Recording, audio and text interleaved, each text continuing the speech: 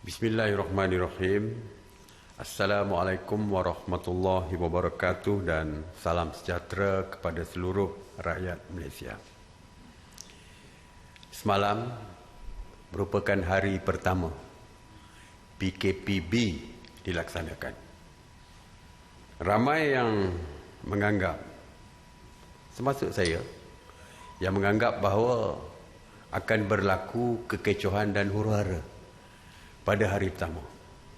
Bayangkan setelah begitu lama berada di rumah, tiba-tiba semalam dibebaskan. Tentulah keadaan menjadi huru-hara kerana ramai yang akan keluar dan sebagainya.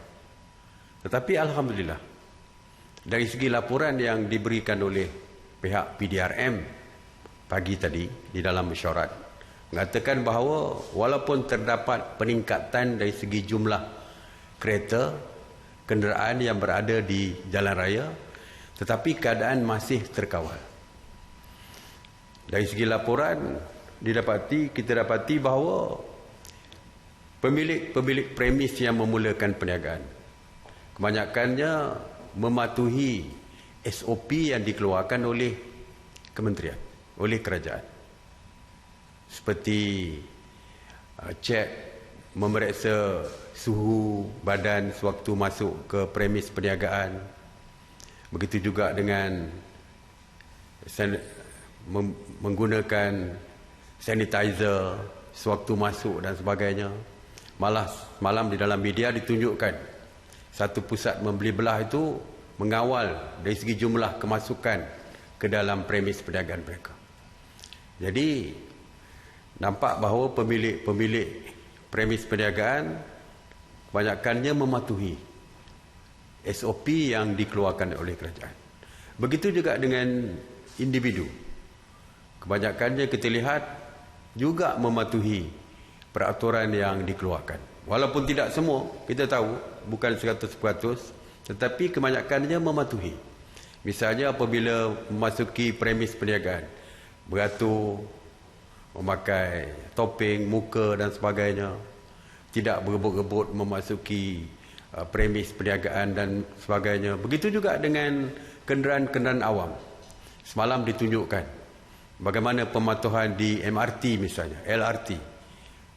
Duduk berasingan 1 meter, malah berdiri pun ada petak-petak yang disediakan, dan penumpang-penumpang di MRT dan LRT juga mematuhi SOP yang dikeluarkan. Ini menunjukkan bahawa norma baru itu telah mula diikuti oleh dan menjadi budaya kepada rakyat kita. Seperti yang saya sebutkan bahawa kawalan kendiri ataupun self-regulation itu yang amat penting bagi kita menjaga kepentingan kesihatan kita. Dan perkara ini nampaknya sedang diamalkan oleh sebahagian rakyat kita. Jika kawalan kendiri ini diteruskan, saya percaya kita dapat mengekang penularan COVID-19 ini walaupun kelonggaran telah mula diberikan oleh pihak kerajaan. Oleh itu, saya mewakili pihak kerajaan ingin merakamkan ucapan terima kasih kepada rakyat yang mula mempunyai kesedaran dan mampu untuk membuat kawalan kendiri ini bagi memastikan COVID-19 ini dapat disekat penularannya. Begitu juga dengan pemilik-pemilik premis perniagaan dan lain-lain, kerana mereka juga telah mula mematuhi SOP yang dikeluarkan oleh kerajaan ini. Seperti yang saya sebutkan bahawa pihak polis tidak lagi menumpukan kepada sekatan jalan raya, kerana selepas PKPB dilaksanakan, fokusnya bukan lagi kepada pergerakan. Kerana selepas PKPB diperkenalkan, pergerakan telah mula dilonggarkan. Hanya yang masih lagi yang diperketatkan adalah pergerakan antara negeri, iaitu interstate punya pergerakan masih lagi tidak dibenarkan. Yang lain sudah dibenarkan. Antara daerah dan sebagainya sudah pun dibenarkan. Dan alasan untuk keluar pun terlalu banyak. Tak mungkin pihak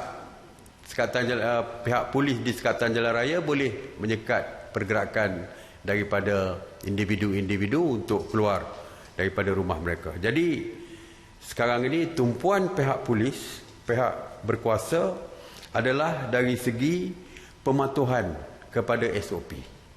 Oleh itu, Polis Diraja Malaysia ataupun PDRM telah menubuhkan Special Task Force operasi pematuhan bagi pemantauan dan penguatkuasaan pematuhan SOP di seluruh negara.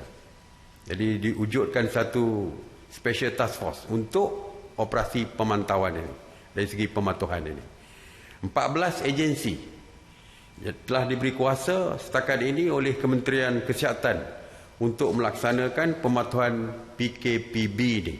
Termasuklah Polis Diraja Malaysia, Angkatan Tentera Malaysia, APM, Angkatan Pertahanan Awam Malaysia, Agensi Penguatkuasa Maritim Malaysia, Jabatan Sukarelawan Malaysia ataupun RELA, Jabatan Immigration, Jabatan Kerja Raya, JPJ, MKN, Jabatan Tenaga Kerja, Jabatan Keselamatan dan Kesihatan Pekerjaan Malaysia, MITI, Kementerian Pelancongan, Seni dan Budaya, Kementerian Perdagangan Dalam Negeri dan Hal Ehwal Pengguna, dan malah jumlah ini akan ditambah dari masa ke masa. Dan pagi tadi kita telah pun bersetuju supaya Lembaga Pembangunan Industri Pembinaan Malaysia ataupun CIDB juga dimasukkan di dalam Special Task Force ini. Dan mungkin jumlah ini akan ditambah daripada masa ke semasa mengikut keperluan. Di setiap daerah juga, PDRM juga telah mengarahkan ketua polis daerah di setiap daerah untuk menubuhkan pasukan pematuhan PKPB ini di peringkat daerah.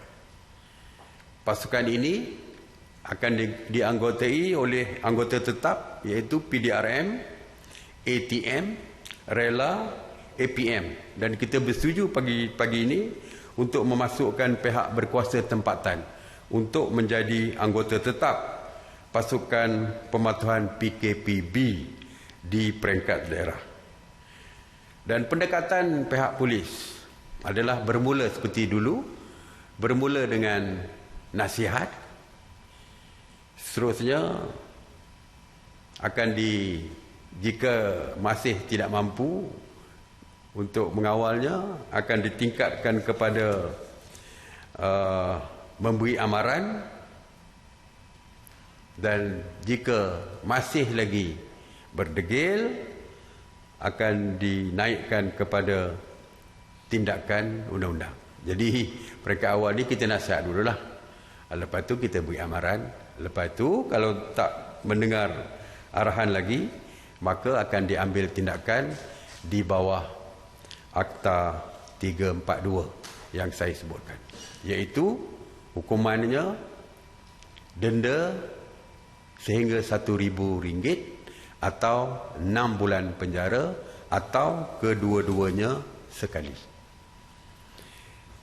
Mengenai berita palsu, sehingga semalam PDRM dan SKMM telah membuka sebanyak 259 kertas siasatan yang berkaitan dengan berita palsu berkaitan COVID-19.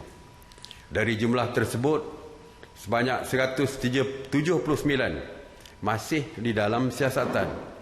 Manakala 26 kes telah didakwa di mahkamah, 11 diberikan notis amaran dan 15 telah mengaku bersalah.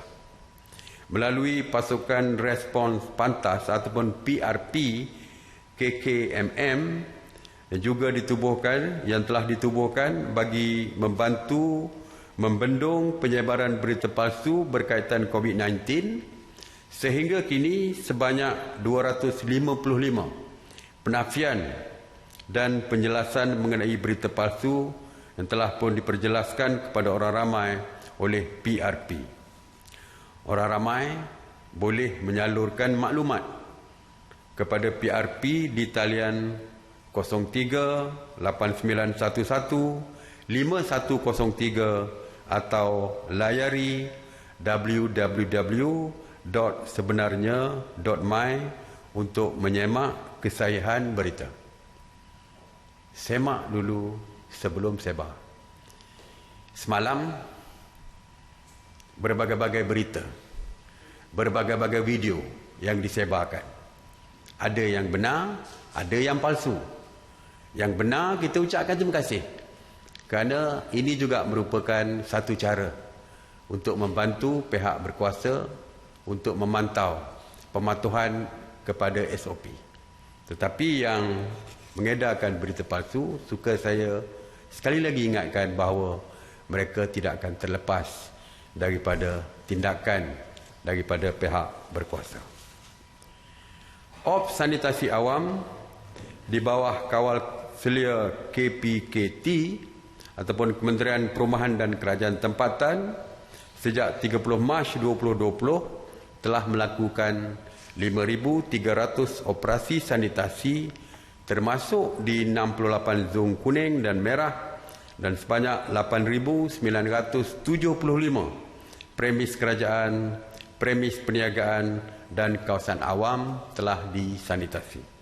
Semalam, sebanyak 83 operasi sanitasi yang meliputi 33 zon merah dan kuning di 7 negeri, termasuk 34 operasi di Johor dan 18 operasi di Sabah.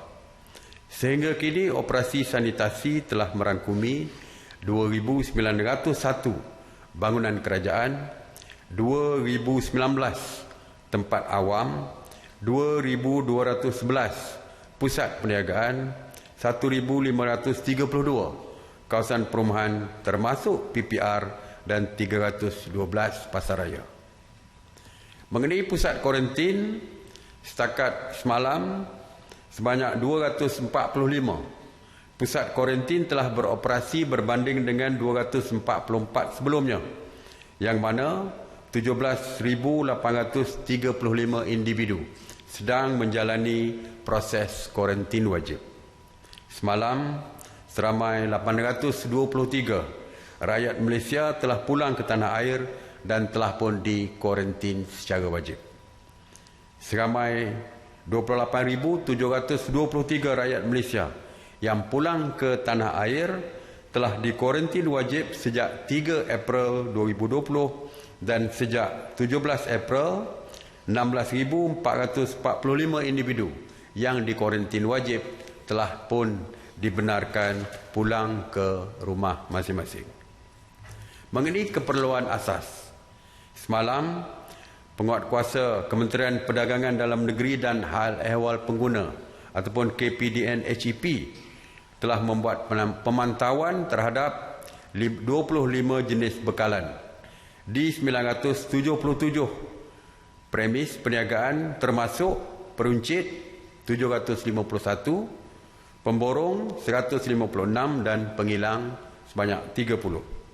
Secara keseluruhannya, bekalan keperluan makanan adalah mencukupi dan mampu menampung keperluan dalam negara secara berterusan dan mudah diperolehi. Oleh itu, orang ramai tidak perlu bimbang, tidak perlu gusar tentang bekalan makanan dan keperluan harian sepanjang bulan Ramadan ini, kerana seperti yang saya katakan bahawa keperluan makanan adalah mencukupi dan mudah diperolehi. Oleh itu, seperti saya kata, tidak perlu bimbang, cuma mungkin ada kebimbangan dari segi kenaikan harga secara mendadak, dan jika ini berlaku, perlulah hubungi KPDN HEP untuk melakukan tindakan mereka. Jadi itu saja yang saya nak sampaikan. Sekali lagi saya nak terima kasih dan saya harap teruskan dengan kawalan kendiri ini. Pastikan jika keluar penjarakan sosial perlu dilaksanakan dan segala SOP yang telah pun ditetapkan mestilah kita patuhi.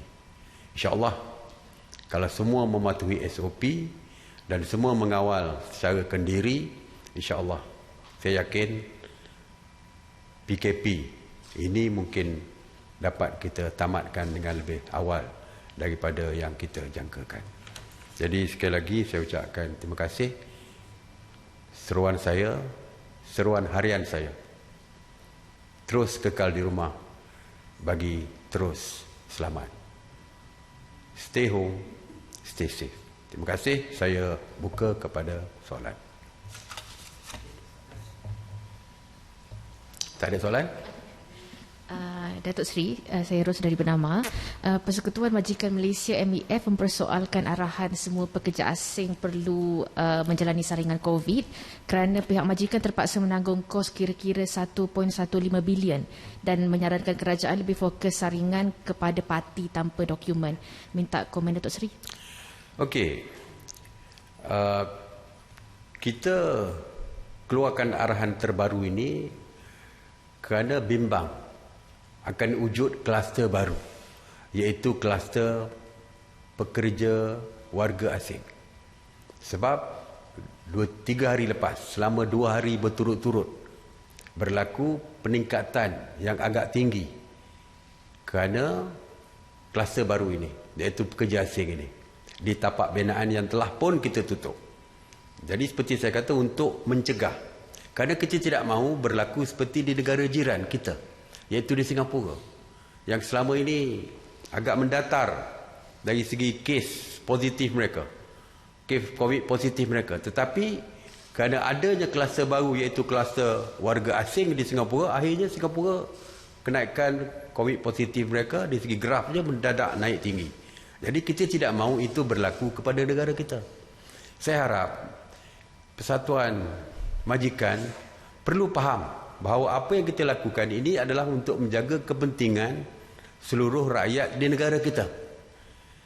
Kalau COVID positif itu berlaku di kalangan pekerja mereka, kita akan tutup syarikat mereka, kita akan tutup pusat perniagaan mereka.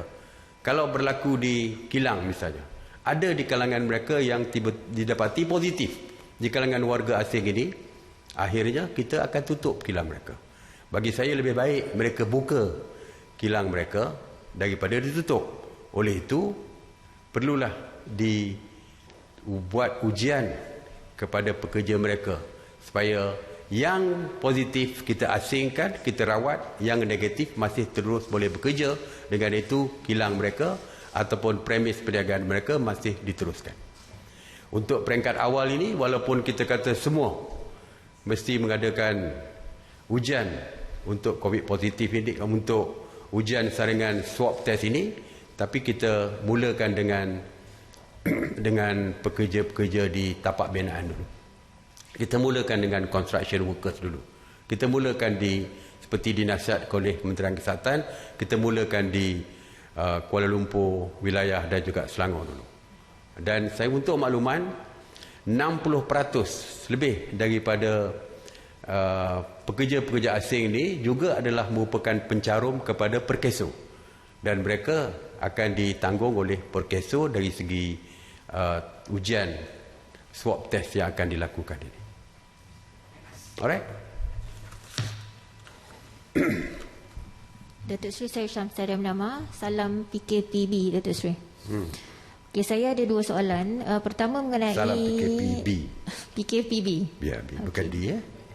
Okey, saya ada 2 soalan. Soalan pertama, adakah syarikat atau perniagaan yang berada dalam zon merah boleh beroperasi pada waktu ini? Okey, soalan kedua mengenai Malaysia My Second Home. Pada warga asing yang mempunyai rumah di Malaysia, kemungkinan selepas ini mereka tidak boleh masuk ke Malaysia dalam masa yang lama. Jadi pada mereka yang mempunyai aset di Malaysia, apakah statusnya? Bolehkah dilepaskan ataupun tidak? Okey. Untuk perniagaan yang di kawasan merah PKPD, kita tidak benarkan. Ya. Untuk warga MAS pula. Untuk warga yang terlibat dengan Malaysia My Second Home, Saya percaya satu hari nanti mereka akan pulang. Ya, kerana setakat ini kita tidak benarkan lagi. Tetapi kepulangan mereka sama saja dengan setiap rakyat kita yang pulang ke negara ini, iaitu mesti di kuarantin wajib selama 14 hari. Terutamanya daripada negara-negara yang berisiko tinggi. Ya, jadi dia tertakluk kepada peraturan kita untuk di kuarantin ataupun di swab test dan sebagainya. Jadi sama saja dengan rakyat kita yang pulang dari luar negara. Assalamualaikum Datuk Seri, Farhan daripada Bernama. Datuk Seri boleh confirmkan sebab hari ini ada laporan mengatakan PKPD di 2 kawasan Selayang dan Chowkit. Boleh sahkan perkara itu? Belum. Selagi saya tidak umumkan maknanya tidak ada PKPD. Tapi setengah tempat itu kita perketatkan kawalan dia secara administratif, secara pentadbiran. Jadi mungkin kita kawal dengan kawat berduri dan sebagainya, tetapi dari segi kita tidak kita isytiharkan sebagai PKPD lagi, tapi kita kontrol dari segi keluar masuk tu dengan lebih ketat daripada biasa. Secara administratif saja kita laksanakan. Yes. Dan kita membuat saringan ke swab test kepada setiap penduduk di dalam kawasan tu, walaupun kita kawal secara administratif pun. Ya. Okey. Assalamualaikum Sri.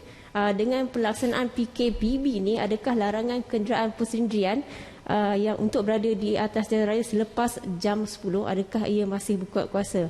Dan soalan kedua, ramai yang masih lagi kurang jelas tentang Gerak Malaysia. Orang ramai yang register untuk balik dengan kenderaan sendiri. Bagaimana pula dengan kenderaan awam? Itu saja. Yang pertamanya, dari segi pergerakan sudah pun dibebaskan. Saya dah sebutkan antara daerah dengan daerah dan sebagainya telah pun dibebaskan. Jadi tidak ada had dari segi jangka masa untuk keluar, tidak ada. Di dalam peraturan yang baru tidak ada. Ya, tidak ada. Mengenai pulang ke bandar ataupun dari bandar ke kampung nak ambil anak dan sebagainya,